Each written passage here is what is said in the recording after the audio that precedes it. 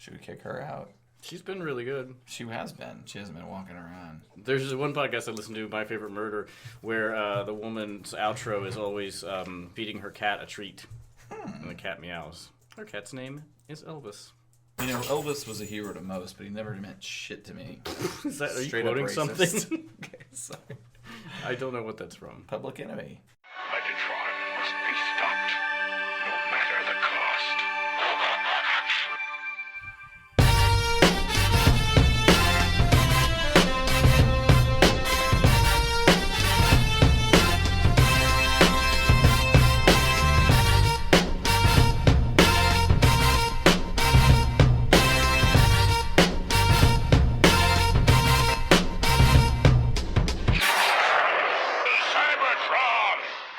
Hello, ladies and gentlemen, and welcome to the Autopod Decepticast. This is your weekly podcast that delivers a minute-by-minute breakdown of the 1986 Transformers movie. We're talking about the animated movie. Yes. And while we're talking, this is double digits, gentlemen.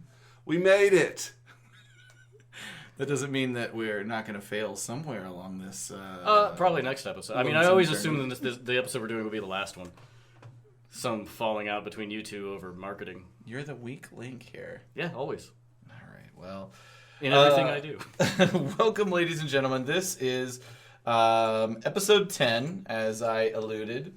And basically, this minute is going to start off with catching a whopper. Yeah. And it's, As we teased in the last. and it's going to end on a journey to Lookout Mountain. So that's... What is Lookout Mountain? You know, That's there's... exactly what it sounds like. I mean... Is it the Autobot base? No, I think... Did we say our names? I'm Aaron. I'm Ryan. Hi, and I'm Caleb. All right. What is Lookout Mountain? Yeah. What is Lookout Mountain? So, well, lots of places have Lookout Mountains. Yeah, it's There's a just Lookout a- I know, Mountain but in there's Knoxville, clearly Tennessee. a building up there. No, there's not. No. It's just a deck. It even has binoculars. With the binoculars. Oh, well, telescopey I'm sorry. thing. There's a structure up there Yeah, it's like a... from which you can observe Autobot City. Yeah, or the surrounding countryside. I don't... Anything. It's not Anything clear you want. as to... It's Lookout. It's got a view. A vista. This is also more in the next episode. I'm sorry. That Okay, this you're is right. kind of a next That's- episode that's thing. okay. All right. But Because they're not... Apparently, you're not supposed to go to Lookout Mountain. but if you didn't know, Caleb is our everyman. Just to Joe Sixpack, man on the street. He's got a lot of titles. I make promises to do research. No, I like it. And I Don't. break them. Don't ever. I break them. I kind of like what we've got going on Yeah. there. Yeah. So in the last episode, we had kind of the introduction, a brief introduction to Hot Rod and Daniel. Daniel, it feels like, I don't know if Hot Rod's his babysitter or his therapist. It's like his friend. He's Or, like, okay, they could be friends. He's like totally fucking that boy, right? he's a Everybody, we all agree he's 100% fucking no. Daniel. I don't agree with that at all. What? Just me? I'm the only one who got that? I'm- All right. It's like Bumblebee to Spike and- as Hot Rod is to Daniel. You know, that's a pretty good analogy. There's a consistent dynamic in the Transformers universe where you have a human character, usually a young boy, which would probably be their primary consumer of their products. I understand what you're saying. I've Do I have captured to drive the it connection home? between it, but it's I don't know if 2 is a data set. Like, it happens twice, but It basically... happens 3 times. What's the third one? The one in the Michael Bay movies, Shia LaBeouf We're and not talking Bumblebee. about that. I know, but it's still part of that universe. It's basically just a copy of the first gen. I mean... Yeah. Anyway. But it was important enough for them to keep it in. Yeah, there are too many humans in those movies. It is true. There is an unfortunate number of humans. They're friends. They're pals. They're pals, not lovers. So not lovers in the nighttime. they're gonna reel in the Whopper here. First part of the deal. They reel in the Whopper. And this is a beautiful movie. We've talked about the animation. We've talked about how it's obviously, you know, they had a budget. It could be better than the animation or than the television version of the animation. But when Daniel pulls out this communicator and That's at we close- 9:12. this minute would, 9:12 seconds. at 9:12. those fucking hands look gnarly as fuck. I don't know. I never noticed that, but it's No. pretty bad. What's going on here? Those are some nasty ass arthritic hands Well, going it does on. look like either they've been smashed by No, a hammer they're- like yeah, in you're right. Casino, Their or scene's not going right. Their scene's not making any or sense. it's an there. 80-year-old woman with severe arthritis. Wow. I didn't really notice it. No. Now I can't stop looking at it. It Those looks fingers aren't making any deformed. sense. Yeah. It looks The deformed. communicator though is really Yeah, nice. They got that. I like how he pulls out the communicator. He has to pull out his tiny little antenna for it Yeah, to it's be got to working. get that much more distance to. I mean, this is the year 2005 This in is his this smartphone. world. Yeah, exactly. Basically. This was some smart predicting here, I guess. And but that tracking device, I'm assuming it has one purpose. Unlike a smartphone, right. it's less It does versatile. appear to be a unitasker. But and we GPS. appear to see North America here, and as we kind of like flow through the scene, it's Whoa. tracking a ship. But like those animated visuals and bleep bloops don't really tell you anything. How does he know Do they that ever? a though? ship's coming in? Do they ever I really? assume, here's what I think. I assume that he has programmed like a Google alert for whenever the ship comes in, and it's only tracking that ship. Maybe so. I think it would be great if he looked at it and it was just another picture of Shockwave standing in a window, and he just like, poor Shockwave. And that's all the device is for. That's it. Just to Just monitor quietly Shockwave. puts it back in his pocket. Yeah. We, as part of the content for our website, should do like a sad Shockwave Yeah. meme thing. Ooh, We- nobody, Yeah. nobody take that. We're gonna do that. Well, we'll do it before I love anybody it. hears this. It's love going to it. be like 10 weeks before anybody hears this. We're trying to manufacture. It'll be a slow meme. pan out of that image with all by myself. Caleb is our social media man. Maybe I'm- as our vice president of social media Just hasn't made the cut to president. and meme-ertainment. Meme-ertainment. Interesting. That's your thing. Do you notice Daniel has the letter D on his outfit there, so you know it's him? That's right. That's the That's thing. like an ode to Laverne and Shirley, no doubt. Yeah. I just assumed it was for don't. people who like can't. I guess there's He's a no kid. reason because he's the Hey. only human until Spike shows back up again. but I got kids. I know that if one of my kids had his or her, trying to keep it ambiguous, don't want to break kayfabe. If he had like his initial in his outfit, he probably would think it's pretty cool. Do you... Okay, so, I mean, we talked in the last episode and we talked in a prior episode about Spike is an older person. This is his son. Do you think they put that initial there just to remind the viewer that that's not Spike from that's what I was going to say. That's what I was getting at. Is like That's a good that's point. what I think they're doing. Except it doesn't really matter because we don't see Spike again, except for like there's one more scene we see Spike, and then we don't see the two of them together till like the end of the movie. Right. So, okay, all right. I guess maybe None of my research uncovered the purpose of the initial in the outfit, but... Someone decided it was like D for Daniel. Yeah, I think it is to remind us it's not Spike. It doesn't look like him. He's younger. Spike was like a teen. This is really Speaking big. of the handle on the rod and the reel. Reverse. Oh, yeah. Reversed. Animation error Wow. alert Wow. But also, he's winding at 9:14. so much obsession with this fishing pole. But also, when he reels the fish in, he's winding it the wrong way if it's indeed a left-handed fishing pole. You know. So they've caught a fish. They've caught a fish, and the shuttle is coming. We want to watch it land. One of the things about this that actually kind of cracks me up. So Daniel wants to go watch the shuttle land, and Hot Rod is a total fucking dick about it. He's like, Talk about dull, Dano. exactly. So, but a shuttle landing by our standards would probably be pretty exciting, right? So I get that this is a line to indicate that Hot Rod's kind of an impulsive, adolescent, shoot from the hip, action-seeking kind of Yeah. guy. But they were just fishing. That's an excellent point. Fewer activities are more boring than holding a pole.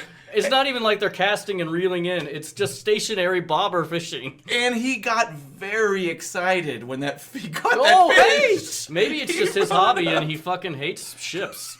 Maybe so, I guess. Maybe he was in an it's accident. the everyday thing versus like fishing is more of an excitement to him. Okay, whatever. By It's the fine. way, just so in case you hear some high-pitched noises from the other room, there are adolescents playing the Nintendo Switch, so that's what that is.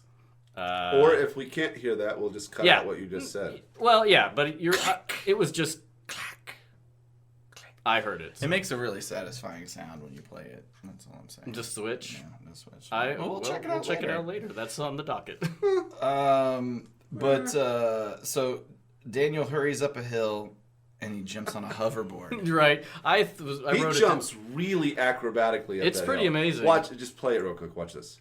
He's like a ninja. Yeah. Watch him jump. Fuck that pole, Watch him jump. Watch him jump. Whoa! Yeah. It's like he jumps like twice his own height. Yeah, he's amazing. And then gets on this rocket skateboard. Yep. And off he goes. Right. And then when we kick in with the Stan Bush song, which Good Dare, I think I almost like this song better than You Got the Touch. I agree. I do too. Yeah. And we both discussed earlier that we didn't really do the Bush research. We didn't do any. In a perfect world, I would have done Bush research for this, but we'll save it for the touch because that is the banger. Right. That's the big power ballad. Yep. But I personally do like Dare better. I will say that when I was a kid, we've talked a couple times about our misunderstanding of certain parts of the movie, and I always thought the song was called Death when I was a kid. Really? I thought it was not get Death. that. Gotta believe You can survive. That makes a can't little bit of survive. sense. Yeah, Okay, I mean, yeah. but I'm glad that's not the lyrics. But It's a little darker. for years, I thought that was that were the lyrics to the song. So Yeah, and this song, like, it's so energizing to me. Like, and I don't really care about music, but listening to this song, and whenever I run, I don't listen to music either. But if I did, this would definitely be on the playlist along with Eye of the Tiger. Like, it's just a really upbeat, awesome song. Song good. it's badass. So he's cruising on this thing, man. He's At cruising. a dangerous velocity. Yeah. He's fucking radical. So he's skateboarding to Dare. If you guys were to guess here, I've got the answer right here. I'm gonna hold it up so you can't see it. It's exciting. Which movie, Transformers or Back to the Future 2, came up, or which had the hoverboard first? I think it's this one, just based on the year. Back to the Future 1 came out in 85. Back to the Future 2 came out in 89. How the fuck do you know that I know off the top of your I knew head? that. Because the Back to the Future. All right, well, you guys already know the answer. Because the dates are prominently featured in the like, movie. don't you remember everybody went crazy when 2015 rolled around? Because that's where he went. Yeah. Come on. Come on. But you knew the movie came out in 89. I mean, and it. Yeah. So The I mean, reason I knew that too is didn't- because they filmed 2 and 3 at the same time, and it was a really long. We're gap. we're kind of weird. Shut-ins. We're just quirky when it comes to pop well, I culture. didn't know that. I had to Google So it to today. answer your question, I had to Google it today. Transformers did it first. Transformers did it first Transformers with the, did it. with the hoverboard. Granted, this looks like a way more dangerous Yes. hoverboard. Oh, it's than a suicide the- machine. Back to And- the but he seems to know what he's doing with Although- these. no, he doesn't, because he within Almost like 10 immediately. seconds he wrecks. Yeah, that's true. He was not riding very long. He launches off No helmet. some like no helmet and some Super Mario Brothers style fucking bush. He tries to do a little trick and there's then a- ruin rock time. That's a pretty It's gnarly rock time. like.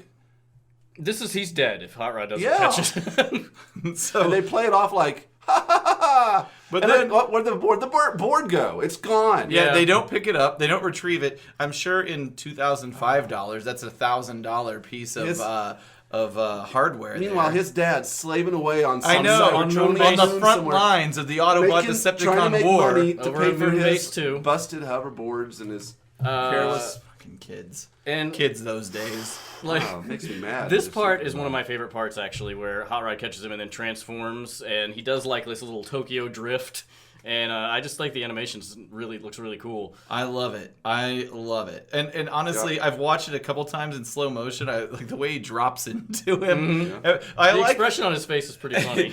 I also like. Okay, so Daniel crashes, but then with almost careless abandon, luckily Hot Rod I guess has skills. He just chucks him in the air, transforms him Around literally, him. and then, yeah, exactly. They've practiced this. It's They're like, possible. this is going to be at the talent show. I will say that even though we make fun of the ludicrousness of his carelessness on the hoverboard, the animation is really great. Yeah, this whole sequence I love, especially like in a second. Whenever there's a lot of things I like about it. The whenever it switches to the reverse angle where you see Hot Rod from behind and there are blades of grass flying at the camera.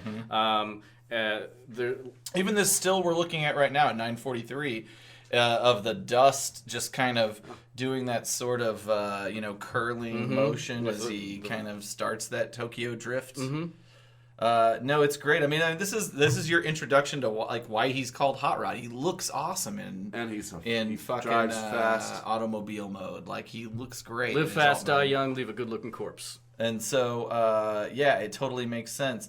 So we get our first look at him in his alt mode. He's gorgeous. He turns into a fast car. His name's Hot Rod. They don't retrieve the hoverboard. In the original script, it's a bicycle. Are you shitting me? No, I love this.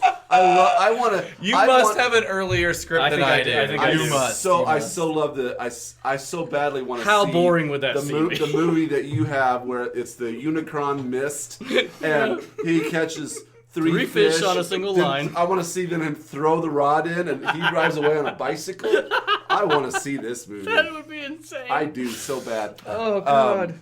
God damn. The writer's cut. The Ron Friedman cut. The Ron Friedman cut. Not to go off on a tangent, but I'm going to. All right. The original script for Ghostbusters is just completely ludicrous. Yeah. Yeah, they original. Oh God. So I will say that it is good to have someone kind of take the reins and help you rewrite something. Yeah, they're first drafts. Yeah. But what was in Ghostbusters? They were called Who wrote the first draft? It was Dan Aykroyd. Dan Aykroyd and Harold Ramis. They were called the Ghost. I don't know what they were called. I'm gonna find it. We can cut basically, this the out. idea was like it was much larger, where they were franchises, where like it was interdimensional stuff, Yeah. and like it was. The movie would have been $300 The billion budget to make. was Hold on, too before tight we for go that. off. And it was too big, I think. I think what that we got worked much better as like just more down to earth, and these Sure. guys are losers. And basically, to do the script, Harold Ramis and Dan Aykroyd went like I think it was Martha's Vineyard and shut themselves up in a cottage and just wrote like until they banged out the script. And Okay. That's awesome. Yeah. So yeah, the original concept for Ghostbusters, they were called the Ghost Smashers, and basically Dan Aykroyd pitched it. It was a lot more bizarre. They traveled interdimensional, and their weapons. They were not those guns. They were like proton packs. They were like wands. It was. Although they kind of wand-like. They do call the proton pack wand. They do the part where the particle beam comes out is called the wand. The uniform, the outfits were lightweight, normal janitor type pants and shirt, just like the film. That stuff. They had helmets. They had riot gear. They had and like 2 wands for each hand. It's weird. Like, where'd they get the tech? I mean, but also like I keep wanting to say Ray, but Dan Aykroyd in real life is a crazy person. Like, he believes in everything. Like, ghosts, UFOs, all Bigfoot, all that shit. Do you not believe in ghosts and UFOs? I don't not believe in them. I don't think they're what people think they are, but, like, he's really, like, conspiracy theory, like... Well, I don't know about conspiracy theory, but really heavy into that. I'm more of the camp of, like, I think maybe something's happening. I don't think it's dead people. I like to have... I like to have fun with the novelty of it. There is a school and so part of me would think that he's more like he kind of just really I don't think gets it's off that, on the though. novelty. He's really into it. I think he's really into everything. But there is a school of thought. And certainly Was it sparked by his creation of the Ghostbusters franchise? I don't think so. I think it He's was really always been like into that. like metaphysical and like parapsychological and just really off the wall like conspiracy theory stuff. Yeah, and there is a school of thought that there's like a unified paranormal theory that everything, all these paranormal events, ghosts, UFOs, Bigfoot, the Loch Ness Monster, all this shit is all actually one thing that's an interdimensional experience where we are perceiving it this way. Like one person would see Bigfoot, whereas another person would maybe see a UFO, depending on their perception. We just can't see them like what they're supposed to be. Well, that's crazy. It's a kind of interesting. It is. Where do interesting. Transformers align with this theory? Do people see Transformers? Oh, but they do see flying people. That's a thing. So one thing I want to talk about to go back to this real quick. Yeah, we went far afield. There's a GIF, and I'll find it and I'll share it. Have fun editing that. People. I don't know how the community. I can't claim to speak for the community, but I feel like a lot of people don't like Daniel. and because he's kind of a little whiny. It's like you don't Wesley really Crutch- need him. it's And like as we're Wesley older, Crusher you don't really need him. But there's a GIF out there of this exact scene, the transformation scene, where Hot Rod tosses him in the air. Somebody's like altered it, and it did a great job altering it. Where Hot Rod tosses him in the air, transforms, but he transforms too soon, and Daniel bounces off the windshield and flies off into the background. We'll put a link of that on the website or on the Facebook. Yeah. I'll credit. I saw it on a Facebook page that I go to daily called Dime Chalk Reports. It's got all the latest toy news. Give me $5, Dime Chalk Reports. Well, yeah, that's pretty awesome. I'm not a big fan of And- Daniel either. I don't hate him, but I mean, again, he's not necessary except to have Hot Rod talk to somebody. Yeah. I mean, Well, look at that seemed to be a thing for a while, but like reminds me of like Wesley Crusher on the Next Generation. Well, on the Next Generation, Wesley Crusher was basically Gene Roddenberry living out his fantasy.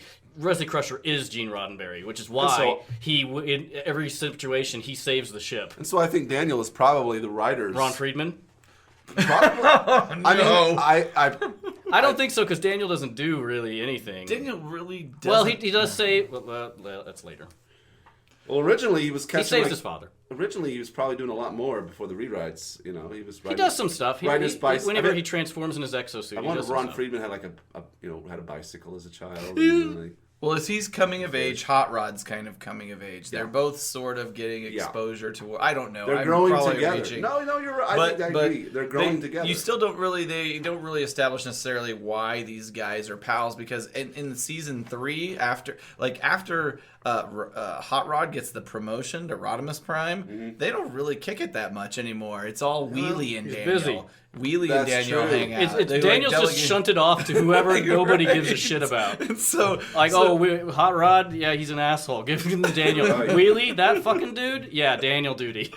Double D. But as for now, we get another. I think this sequence rivals the sequence we were talking about back in probably episode 2 on Letho and the animation quality of when he's inside the car. And this is the Knight Rider moment. Well, there's the Gotcha. And you see the back half of the car. You see Hot Rod just tearing. And it like up, here's just another blades of like grass. thing. His engine. I don't know. The throttling of the engine. Yeah. So. Okay, Autobot City. Like, this is where we at 9:51. We see Autobot City through the trees, and this is like this is part of the original script. I kind of wish they'd left in, but I think they cut for time because in the original script, it's much more obvious what Autobot City is, which is a huge energy production facility, which is why they're coming from the Cybertron moons to get Energon cubes because. It doesn't make sense for Megatron to attack this city and they'd be destroyed unless it's their major source of energon. I see there's hydro. They're dealing with hydroelectric power. Yeah. So in this original one, Autobot City looks like a federal energy project gone mad. Here, the Autobots are trying to exploit every known means of getting energy. The mountain is covered with solar panels. Windmills spin in the valley. Oil derelicts pump. There's oil apparently. There's all kinds of stuff going on. Faraway hydroelectric dam, which is in there. In the background of these things, we should see various panel truck type Autobots cruise up in the auto mode, do stacks of this energon, convert it to humanoid mode, load up their vans, throw it in the air, transform around it. That's not in the script, but to auto mode, and then throw it to energon back to Autobot City. So they're cranking out power because they're building up. They got to get Energon together for their campaign to take back Cybertron. Yes. And that does make sense in retrospect because that's the whole reason Optimus Prime sends Ironhide on his trip. So that sequence, I had that in my notes as well. Oh, sorry. And no need to apologize. So that's a shared thing between both of the scripts that we are referring to. So I'm going to try and pause this because, okay, there you just see Autobot City in the background there. This is at 9:48. If you were to manage, this is the leaves of grass frame. But you see it in the background. But and I never thought of that before. What you just said about Autobot City being a power factory, basically an energon production facility. But to Caleb's point a second ago, he noticed the hydrotherapy. But look at this. There's the wind farm. Windmills, yeah. There's the wind farm. Who knows what the fuck's going on over here? Perhaps those Stonehenge. are oil. That looks like oil. That looks like a refinery. It's like every form of Earth energy You're right. that you can grab There's a is base- You are somehow totally right. I didn't is notice somehow that. available. So Yeah, I didn't see that either. 951, you can clearly see the wind among the left. trees. There was the dam. Then you've There's got that the dam. dam. You've got the hydroelectric power at 952. And it doesn't. I would say the sequence, the way it's edited, doesn't make it obvious. Right. You focus in on the structure of Autobot City itself. They don't talk about it as a. They never talk about it as a power production Well, maybe we facility. just You just pumping kind out of energon. assume that somehow or another the Autobots on Earth have got energy. We don't know why. Or But- that Autobot City's important. Are we going to get a because better view of it just- from Lookout Mountain? No, I don't No? think so. I don't think so. Well, That's all about the That's ship. not what they're looking That's for. the They're next looking for the episode. ship. Oh, yeah, yeah. the next episode's all about the ship. Or the Lookout Mountain's all about the So ship. they're driving rather. to Lookout Mountain. Well, and that brings up another funny thing to me. So